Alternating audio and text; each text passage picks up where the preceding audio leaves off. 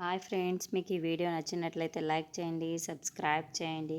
కమల్ శోభనం గదిలో నుండి అయితే బయటికి వచ్చేస్తూ ఉంటాడు. అది చూడగానే అవని మాత్రం చాలా కంగారు పడిపోతూ కమల్ దగ్గరికి వెళ్ళి, ఏంటి కమల్, నువ్వు అంత బాగానే ఉంది కదా అని చెప్పేసి అడుగుతూ ఉంటుంది. ఆ మాటలు వినగానే అక్కడున్న కమల్ మాత్రం ఇప్పుడు వదినకి ఏం విషయం చెప్పాలి అని చాలా కంగారు పడుతూ ఉంటాడు.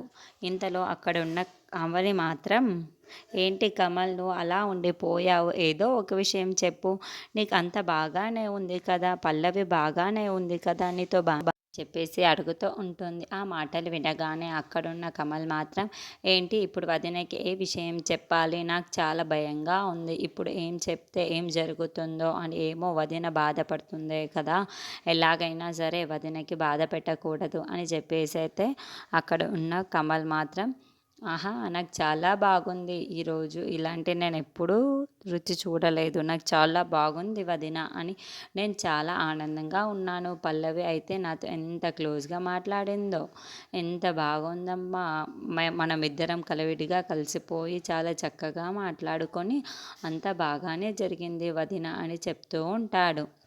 ఆ మాటలు వినగానే అక్కడున్న పల్లవి అవని చాలా సంతోషిస్తూ ఉంటుంది. ఆ మాటలు విన్న తర్వాత పల్లవి కూడా, అమ్మయ్య, వీళ్ళు ఏదో ఒకటి చేసి మేనేజ్ చేశాడు, లేదంటేనే ఇంట్లో ఉన్న వాళ్ళకి ఈ విషయం తెలిసిపోయి నాకు టెన్షన్ మొదలయ్యేది అని అనుకుంటూ ఉంటుంది.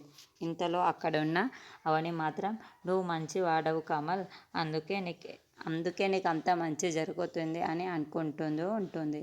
ఇంతలో అక్కడున్న కమల్ మాత్రం అవనిని చూసి నవ్వుతూ ఉంటాడు.